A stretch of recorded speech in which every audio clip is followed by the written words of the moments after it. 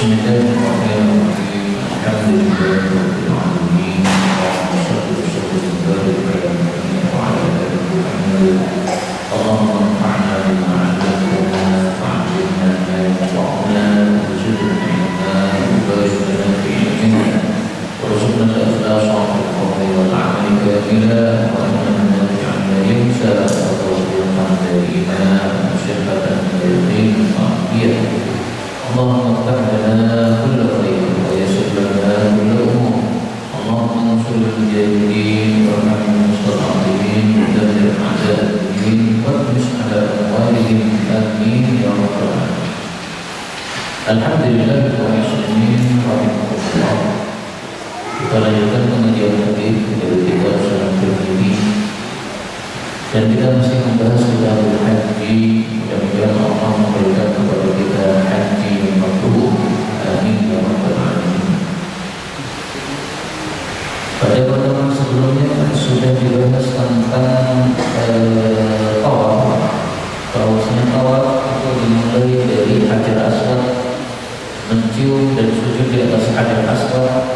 Kalau tidak bisa maka menyentuh Hajar Aswad menjadi tajian tangan kita. Kalau tidak bisa dengan tongkat maka tongkatnya yang kita cium. Kalau tidak bisa maka hanya melambaikan tangan ke Hajar Aswad dan tanpa mencium di tangan kita. Kemudian kita berputar dari putaran Ka'bah dari negeri kita. Setiap melewati rukun Yamani menyentuh, setiap melewati rukun Aswad, Hajar Aswad menyentuh. Ada pun sudut yang dua tidak disentuh karena itu bukan sudut asli dari Ka'bah. Nah itulah yang kemarin kita pelajari tentang tawaf. Sekarang kita masuk ke baru yaitu tentang sa'i. Faqala al-mu'allif rahimahullah ta'ala wa nafa'ana bihi wa bi ulumihi fid dharain an babu ma jaa'a tentang annahu bahwasanya seseorang yang ihram itu yabda'u bis-shafa, memulai dengan shafa qabla al-marwah, sebelum marwah. Orang melakukan ibadah umrah itu ada 4 rukun. Yang pertama ihram, yang kedua tawaf, yang ketiga sa'i, yang keempat tahallul. Orang melakukan ibadah haji rukunnya ada 5. 4 ini tambah 1 yaitu wukuf di Arafah. Jadi haji sama umrah simpel, tidak susah. Karena yang rukun ini, lain-lainnya itu sunnah. Nah kemarin sudah dibahas tentang tawaf, berarti sekarang membahas tentang sa'i. Sa'i itu mulainya dari Safa menuju Marwah. Dalilnya hadis yang kedua dari Jabir radhiyallahu anhu bahwasanya Nabi sallallahu alaihi wasallam ketika datang ke Mekah, beliau itu tawaf di Ka'bah 7 kali putaran. Jadi tawaf itu sudah tertentu 7 putaran. Tidak bisa kita tawaf 6 putaran. Sama dengan kita sholat sunnah 1 rakaat, nggak bisa kecuali sholat sunnah mutlak. Sholat sunnah tahiyatul masjid 2 rakaat, qobliyah 2 rakaat, ba'diyah 2 rakaat. Seperti itu. Tawaf 7, nggak bisa dikurangi, nggak bisa ditambahi. Kalau mau ditambahi ya setelah 7 selesai nanti tawaf yang 2. Faqala lalu beliau membaca wattakhidhu min maqami Ibrahim musalla. Jadikanlah tempat berdirinya Nabi Ibrahim itu sebagai tempat sholat.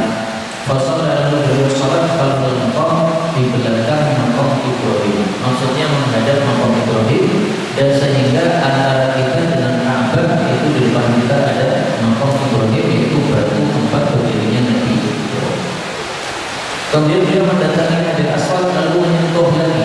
Nah jadi setelah sholat sunnah tawaf 2 rakaat, maka disunnahkan untuk kembali ke Hajar Aswad yang lagi itu kalau bisa, dan sekarang kadang-kadang tidak bisa ke samping banyak orang.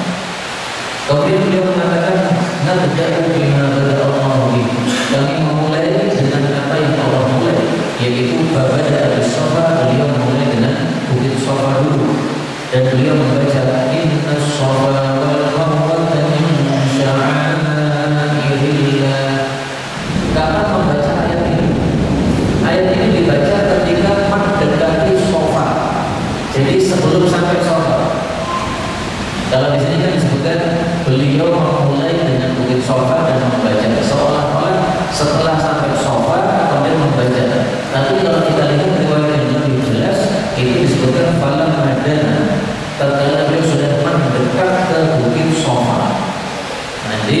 Kayak dari tawaf selesai kan, kemudian kita menuju ke Bukit Sofa kan.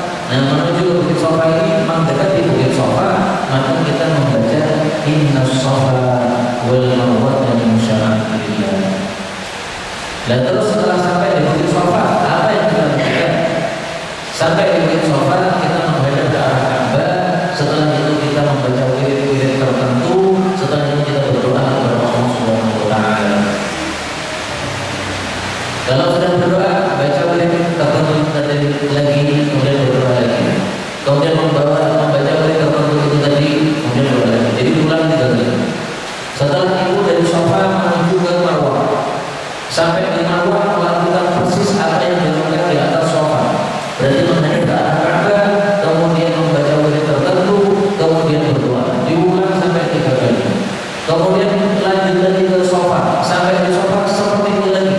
Menghadap ke arah Ka'bah, kemudian membaca wirid tertentu dan berdoa. Diulang lagi 3 kali. Sampai di Marwah juga begitu. Tapi ini semuanya sunnah.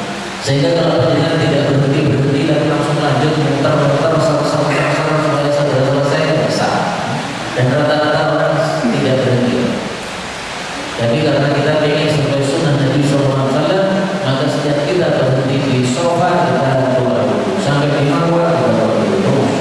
Jadi dalam sahabat 7 kali putaran itu selalu berhenti disunahkannya seperti itu. Nah di sini tidak disebutkan perinciannya. Insya Allah nanti perinciannya di bawah akan ada perinciannya insya Allah. Kemudian di sini Imam Tirmidzi tidak menyebutkan perselisihan pendapat. Jadi tampaknya tidak ada perselisihan pendapat bahwa orang itu harus mulai dengan Sofa dulu sebelum Marwah. Kalau dia mulainya dari Marwah sebelum Sofa, maka itu tidak sah alias tidak dianggap. Jadi seandainya kita salah mulainya dari Marwah menuju Sofa, nah ini tidak dihitung 1 bulan. Jadi Sofa menuju Marwah itu dihitung 1 bulan.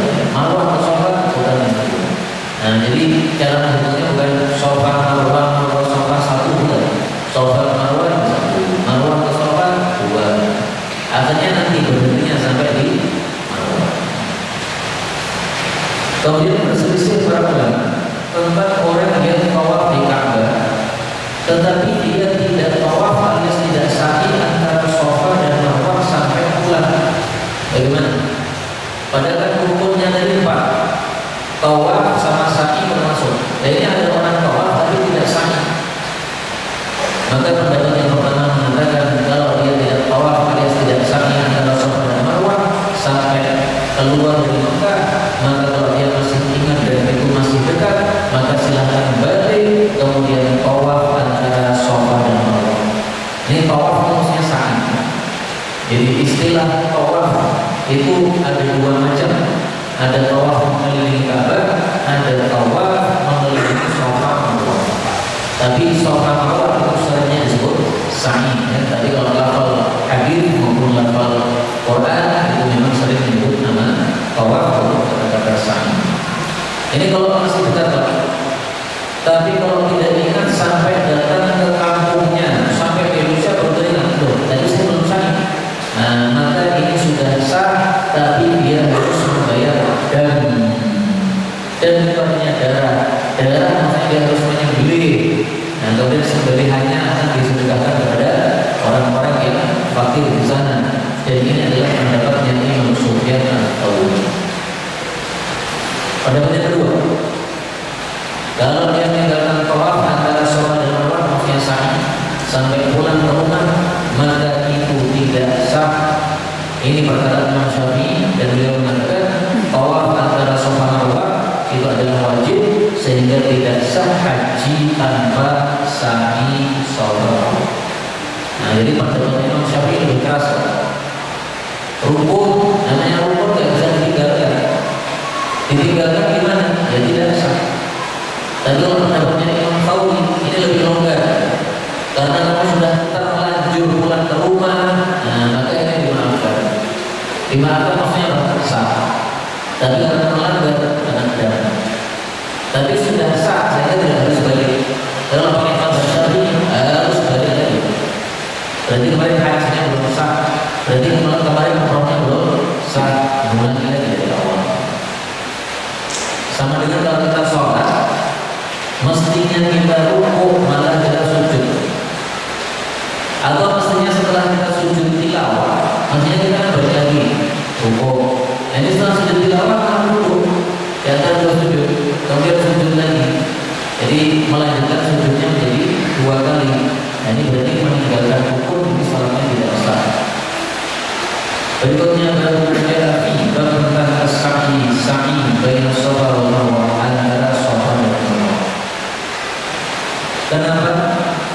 berputar-putar antara Safa dan Marwah disebut sa'i. Karena sa'i itu artinya adalah lari kecil. Dan di antara Safa dengan Marwah ini ada tanda hijau yang di sini kita disunahkan untuk lari kecil. Kenapa disunahkan untuk lari kecil? Karena waktu itu Hajar ibunya Nabi Ismail dari Bukit Safa turun. Nah, setelah sampai dataran itu berlari-lari. Setelah kembang naik, ini berjalan biasa. Nah, tapi naiknya sekarang ini sudah datar semua. Kalau dulu Hajar itu betul-betul naik. Nah, sehingga pas beliau kecil kita ikuti lagi kecil. Nah, oleh pemerintah Saudi karena yang lainnya sudah dibuat datar, akhirnya yang tadi asalnya datar itu sudah dikasih tanda hijau. Dimana kalau dari jauh ini berarti kita lari kecil. Tapi lari kecil ini juga sulit. Seandainya kita berjalan kaki biasa, sah. Dan lari kecil ini hanya untuk laki-laki, orang-orang tidak melakukannya. Lalu nanti jadi Ibn Abbas radhiyallahu anhu dia mengatakan, dia adalah Rasulullah sallallahu alaihi wasallam lari kecil di Ka'bah. Demikian juga di antara Safa dan Marwah, tujuannya untuk melihatkan kepada orang musyrik bahwa beliau itu kuat. Nah, ini pendapat Ibn Abbas. Kalau pendapat yang populer, kita lari kecil antara Safa dan Marwah mengikuti lari kecilnya ibu kita yaitu Hajar. Tapi yang bisa jadi dua-duanya. Pertama mengikuti kebiasaan Hajar itu ketika dia melakukan lari kecil. Yang kedua karena Rasulullah waktu itu ingin menampakkan kekuatan kepada orang-orang kafir. Jadi kasusnya orang-orang kafir itu ketika mereka sudah mendengar Nabi dan para sahabat datang ke Mekah, maka mereka mengatakan ini orang-orang Madinah ini pasti sudah lelah mereka, karena perjalanan dari Madinah ke Mekah ini 1 pekan dan mereka sudah demam di Madinah karena Madinah itu dulu kota demam terkenal sekali, sehingga orang yang tinggal di Madinah demam. Maka orang-orang Muhajirin ini tinggal di Madinah mereka semuanya pada demam. Nah, begitu mereka mengatakan seperti itu, malaikat Jibril kemudian datang kepada Nabi memberitahu, ini orang-orang kafir bersedih kamu lemah. Nah, maka Rasulullah pada sahabat, ayo kita tawaf 3 kali putaran pertama dengan lari kecil, menampakkan kekuatan. 4 putaran berikutnya berjalan biasa. Kenapa? Supaya para sahabat bisa istirahat. Karena kalau 7 kali putaran lari terus ya tidak lelah. Ini mendapat Ibn Abbas radhiyallahu anhu. Dan dari sini kita belajar bahwa umat Islam jangan menampakkan atau jangan kelihatan loyo di hadapan orang-orang kafir. Nanti dianggap lemah kita sehingga mereka kemana aja seperti itu. Allah menyebutkan dalam Al-Quran pada surah Al-Anfal ayat 60, wa a'iddu lahum mastata'tum min quwwah. Siapkanlah menghadapi mereka orang-orang kafir apapun yang kalian mampu dari kekuatan, juga termasuk mengikat kuda dan bagian kuda untuk menakuti musuh-musuh Allah dan juga musuh-musuh kalian. Nah, maka ini umat Islam harus punya kekuatan, bela diri, kemudian panah, kemudian berkuda dan sebagainya. Berikutnya apa? Dari Katsir bin Jum'ah yang mengatakan, saya melihat Ibnu Umar berjalan pada saat Sami. Maka saya berkata kepada beliau, apakah Anda berjalan biasa? Padahal ini adalah Sami antara Safa dan Marwah. Maka Ibnu Umar menjawab, kalau saya Sami, maka saya juga melihat Rasulullah Sami lari kecil. Tapi kalau saya berjalan biasa, maka saya tidak melihat Rasulullah sallallahu alaihi wasallam berjalan biasa. Dan saya ini seorang tua yang sudah rela. Nah, maka di sini Ibnu Umar ketika sudah tua, beliau melakukan ibadah Sami, beliau tidak lari. Padahal sunnahnya lari. Nah, maka beliau punya alasan. Kalau saya lari, Rasulullah tidak pernah. Kalau saya jalan biasa, Rasulullah tidak pernah jalan biasa.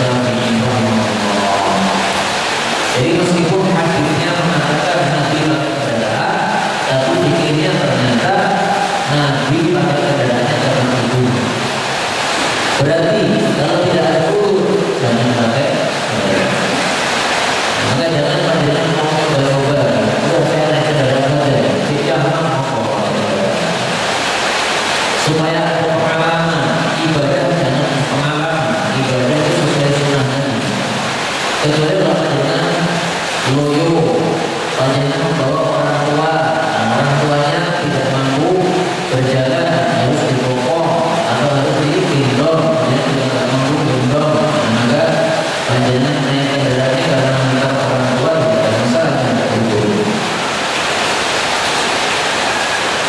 Kalau tidak ada udhur, tapi kita nekat pakai kendaraan, bagaimana hukumnya? Ada dua pendapat. Menurut mazhab Syafi'i boleh, tetapi dia menyelisihi yang lebih utama. Tidak makruh, tapi menyelisihi yang lebih utama.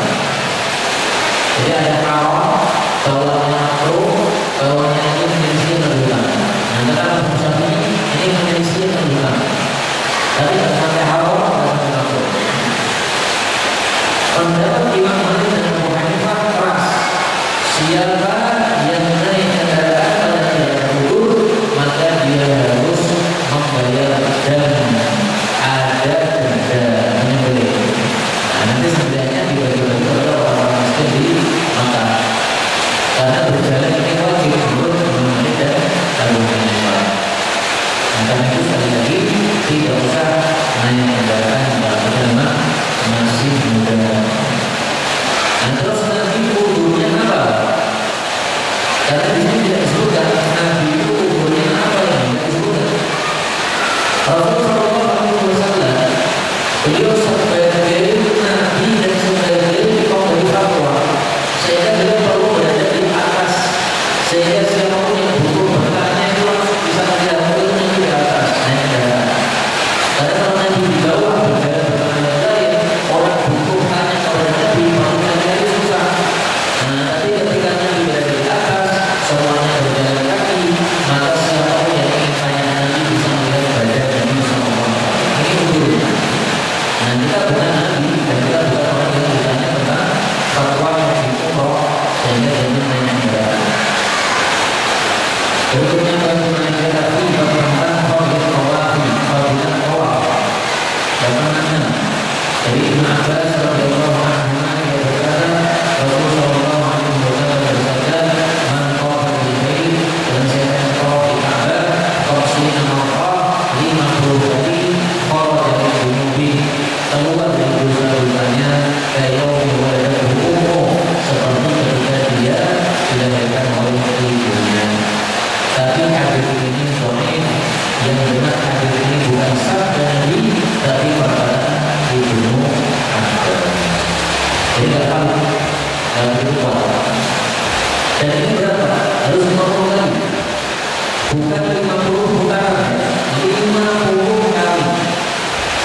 Satu kali tawaf 7 putaran.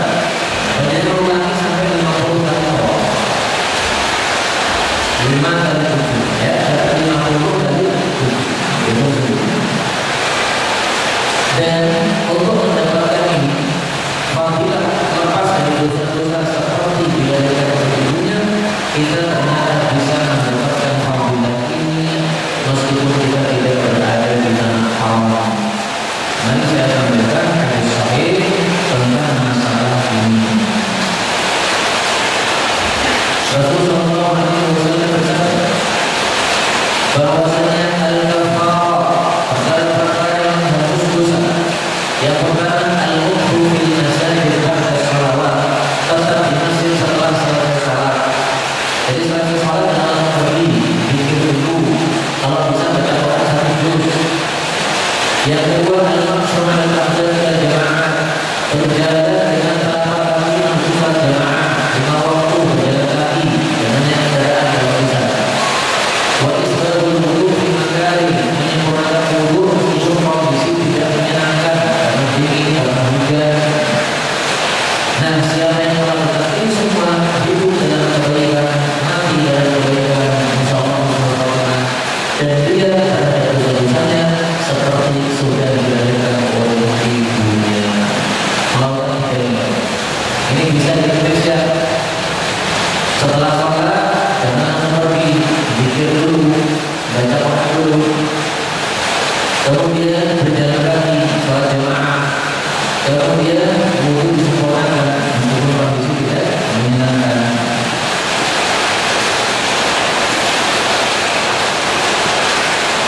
Berikutnya 87, ini bukan hadis, tapi ini hanya menyebutkan tentang perawi. Bahwasanya orang-orang menganggap Abdullah bin Sa'id bin Jubair itu lebih baik, lebih utama daripada bapaknya yaitu Sa'id bin Jubair. Dan Abdullah bin saudara namanya Abdul Malik bin Sa'id bin Jubair. Dia juga perawi hadis. Nah ini menjelaskan tentang perawi yang disebutkan pada hadis sebelumnya, namanya Abdullah bin Sa'id bin Jubair. Sehingga hadis ini tidak memberikan tambahan informasi sama sekali. Nah, sekarang kembali ke dalamnya. Apa fadilah tawaf yang hadisnya sahih? Mari kita lihat hadis yang sahih. Man tawafa sahih.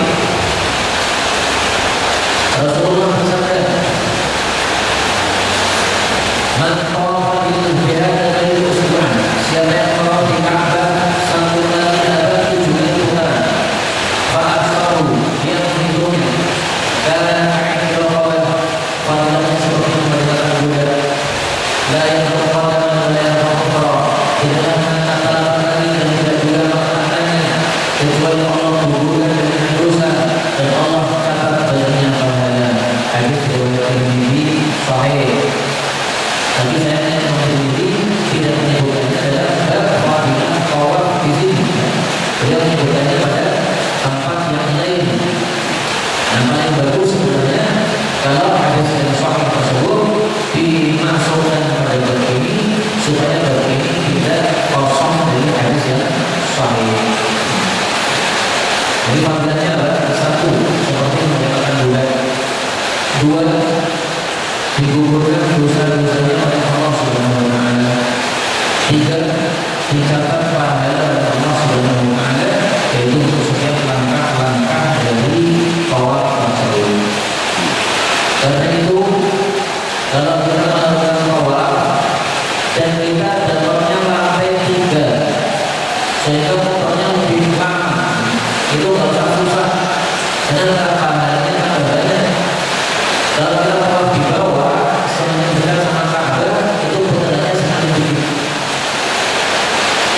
Jadi banyak orang yang suka tawafnya dekat Ka'bah. Ya itu bagus ya, karena semakin dekat dengan Ka'bah, maka Rasulullah dulu juga dekat dengan Ka'bah. Tapi sekarang faktanya ramainya bukan main. Dan untuk ke area Ka'bah itu harus pakai baju ihram. Kalau pakai baju biasa seperti ini, maka tidak boleh masuk. Ada polisi-polisi yang mencegah. Nanti diadakan ke lantai 2, lantai 3. Kalau sudah masuk lantai 3, tawafnya jadi panjang sekali, jauh sekali. Yang tetap susah. Kenapa? Karena pahalanya besar dari Allah Subhanahu wa taala. Satu kali putaran di lantai 3, kalau tidak salah itu 20 menit. Satu kali putaran 10 menit atau 20 menit lupa saya. Nah kalau 10 menit berarti tinggal dikali 7. Kalau 20 menit tinggal dikali 7. Jadi agak lama, tapi tidak ada masalah karena pahalanya besar dari Allah Subhanahu wa taala. Berikutnya adalah mengajar akhi tentang as-salat di ba'da asar, salat setelah asar, salat asyur dan setelah subuh dengan jatuh bagi orang yang tawaf. Jadi dalam satu hari ada 3 waktu yang kita dilakukan salat, dari subuh, waktu istiwa dan hari asar. Nah untuk yang tawaf apakah dilarang 3 waktu ini? Ini kita bahas. Dapat dari Jubair bin Mut'im bahwasanya Nabi sallallahu alaihi wasallam bersabda, "Ya bani Abdi Manaf, wahai putra-putra Abdi Manaf," yaitu sahabat-sahabat Nabi orang Quraisy, "la tanmahu jamaah yaitu mencegah ahad seorang pun tawaf bihadzal bait yang tawaf di Ka'bah ini, wa shalla dan dia melakukan salat, ayat sa'atin sa'a waktu 80 dia terjadi min lail aw naharin, baik itu siang baik itu malam maupun siang." Nah hadis ini menunjukkan bahwa untuk di Mekah maka hukumnya khusus. Jika waktu yang terlarang tidak terlarang. Hadis subuh salat sunnah silakan. Hadis asar salat sunnah silakan. Ketika istiwa salat sunnah silakan. Karena di sini disebutkan ayat besar 8 saja. Dan di sini disebutkan dua amal. Satu tawaf, yang kedua sholat. Kenapa disebutkan dua-duanya? Bukankah yang dilarang sholat saja? Jawabannya adalah tawaf itu sama dengan sholat. Rasulullah bersabda, at-tawafu sholatun. Tawaf sama dengan sholat. Maka sedikitlah bicara pada saat tawaf. Hadis riwayat Tabrani. Jadi tawaf itu amal yang setara dengan sholat. Hanya ada perbedaan. Sholat tidak boleh bicara, bicara total. Tawaf boleh bicara, tapi sedikit bicaranya dan bicara yang baik-baik. Jangan bicara yang buru-buru, jangan bicara soal dunia. Kemudian bagaimana? Ini adalah kakek Rasulullah Sallallahu Alaihi Wasallam. Abdul Manaf punya 4 putra. Satu adalah Hashim, 2 adalah Muttalib, 3 adalah Nawfal. Kalau ada orang Solo punya Nawfal, Nawfal. Yang keempat adalah Abdul Syams. Nah, di sini Rasulullah panggil Bani Abdul Manaf. Bani Abdul Manaf. Anak-anaknya Manaf, jadi keturunan Hashim, nanti termasuk keturunan Hashim, keturunan Muttalib, keturunan Nawfal, dan keturunan Abdul Syams. Ini semuanya dipanggil oleh baginda Rasulullah Sallallahu Alaihi Wasallam. Berikutnya, ternyata ada perselisihan pendapat. Para ulama berselisih pendapat, boleh tidak sholat setelah asar setelah subuh di Mekah. Pendapat pertama adalah boleh, tawaf juga boleh, dan itulah pendapat Syafi'i dan Ahmad. Dalilnya begini. Pendapat yang kedua adalah kalau seseorang tawafnya setelah asar, maka tidak boleh sholat setelah itu sampai tenggelam matahari. Kalau dia tawafnya setelah subuh, maka tidak boleh sholat sampai terbit matahari. Mereka berdalil dengan hadisnya Umar, yaitu perbuatan Sayyidina Umar, bahwa dia tawaf setelah subuh, setelah itu tidak sholat. Dia langsung keluar dari Mekah sampai singgah di Kuwah, kemudian sholat setelah terbit matahari. Dan itulah pendapatnya Tauri dan Malik. Tauri biasanya sama dengan Hanafi. Nah, maka bisa diringkas, Hanafi sama Maliki bolehnya tawaf, sholat tetap tidak boleh seperti di luar Mekah. Mazhab Syafi'i dan Hambali, sholat boleh, tawaf boleh. Dalilnya ini tadi, tawaf, wassalat dan sholat ayat kesamaan, kapan saja berbeda dengan Rasulullah. Makanya dua mazhab ini, Hambali sama Syafi'i, ini terkenal mazhab yang paling banyak dalil, mengalahkan mazhab Maliki dan mazhab Hanafi.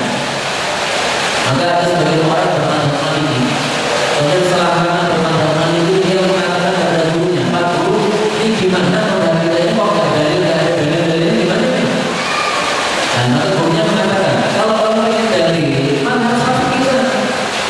Akhirnya dia pindah pada Syafi'i, mazhab Maliki dibuat. Oh ini mazhab dalil, meskipun sebenarnya ada dalilnya, cuma tidak sebanyak mazhab Syafi'i. Begitu dia pindah mazhab Syafi'i, dia sangat senang karena dalilnya sangat banyak. Tapi semakin banyak dalil yang dia baca, akhirnya dia kemudian menjadi orang yang mujtahid sampai kepada derajat bisa berpikir sendiri, sehingga dia mengikuti dalil dan mengikuti mazhab. Nah, kita ini masih orang-orang awam, kita tidak bisa seperti itu. Kita mengikuti saja mazhab Syafi'i atau mazhabnya para ulama yang ada di sekitar kita, karena kita bukan ulama. Kalau sudah sampai derajat mujtahid tadi, bisa berpikir sendiri, bisa membaca pemahaman dalil sendiri, maka nanti bisa kita lepas dari mazhab.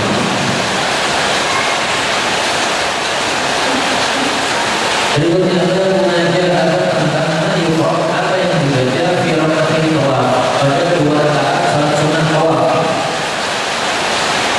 809 dari Jabir bin Abdullah bahwasanya Rasulullah Shallallahu Alaihi Wasallam membaca pada 2 rakaat salat sunnah qiyam 2 rakaat surat Al-Ikhlas, maksudnya surat Qul ya ayyuhal kafirun dan surat Qul huwallahu ahad. Ini disebut 2 surat Al-Ikhlas. Kenapa disebut 2 surat Al-Ikhlas? Karena isinya mengikhlaskan, memurnikan kepada Allah Subhanahu wa taala. Qul ya ayyuhal kafirun ini mengikhlaskan atau memurnikan ibadah kepada Allah. La a'budu ma ta'budun. Adapun Qul huwallahu ahad ini mengikhlaskan atau memurnikan asma, nama dan sifat-sifat Allah Subhanahu wa taala. Sehingga satunya tauhidul ibadah, satunya tauhidul asma wa sifat. Makanya 2 surat Ikhlas ini juga disebut 2 surat tauhid. Dapat dulu dari Ja'far bin Muhammad, dari bapaknya itu Muhammad Al-Ghazali, bahwasanya dia senang membaca pada 2 rakaat awal surat Al-Kafirun dan Qul huwallahu ahad, sesuai dengan apa yang dilakukan oleh datuknya yaitu Rasulullah Shallallahu Alaihi Wasallam. Berikutnya dari pengajian lagi tentang waktu tawafi, makruhnya tawaf, kemudian dengan telanjang. Ini makruh maksudnya haram. Tidak boleh tawaf dengan telanjang, dengan sholat telanjang. Dan pada satu dari Zaid bin Umayyah dia berkata, aku bertanya kepada Ali, dengan apa kau diutus? Maka Ali mengatakan, saya diutus 4 perkara. Maksudnya diutus oleh Rasulullah Sallallahu Alaihi Wasallam untuk memberikan pengumuman kepada orang-orang yang ada di Mekah yang melakukan ibadah haji pada tahun 9 Hijriah. Nah, jadi kita atau diutus, jadi maksudnya adalah apa? Pada tahun 9 Hijriah.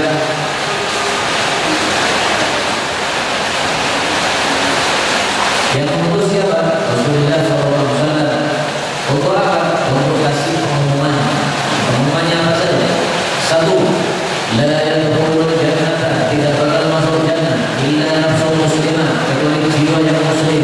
Nah, maka siapa yang ingin masuk surga harus masuk Islam. Yang tidak masuk Islam akan kita perangi supaya dia masuk surga, supaya dia mau masuk Islam.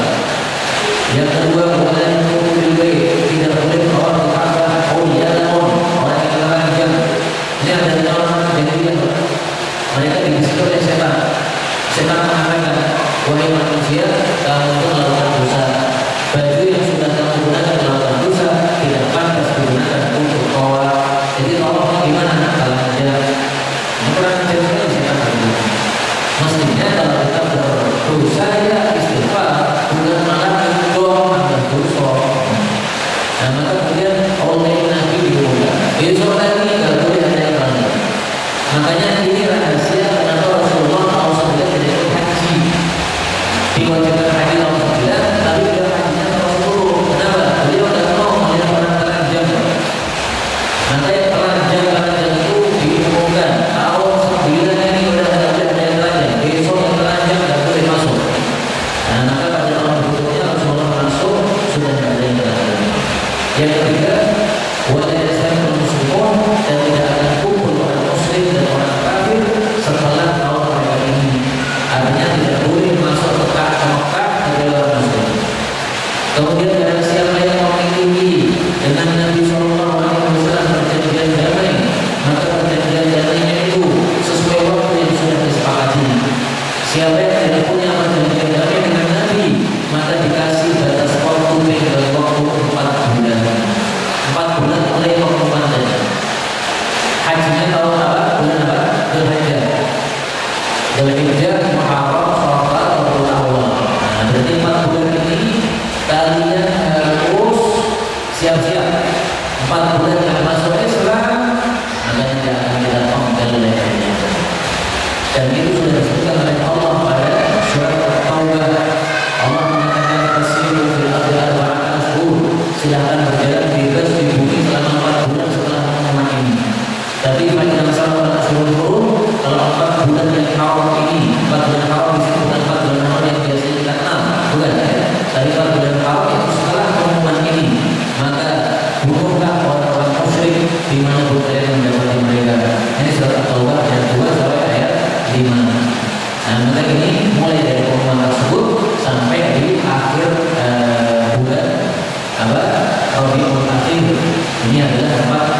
juga saja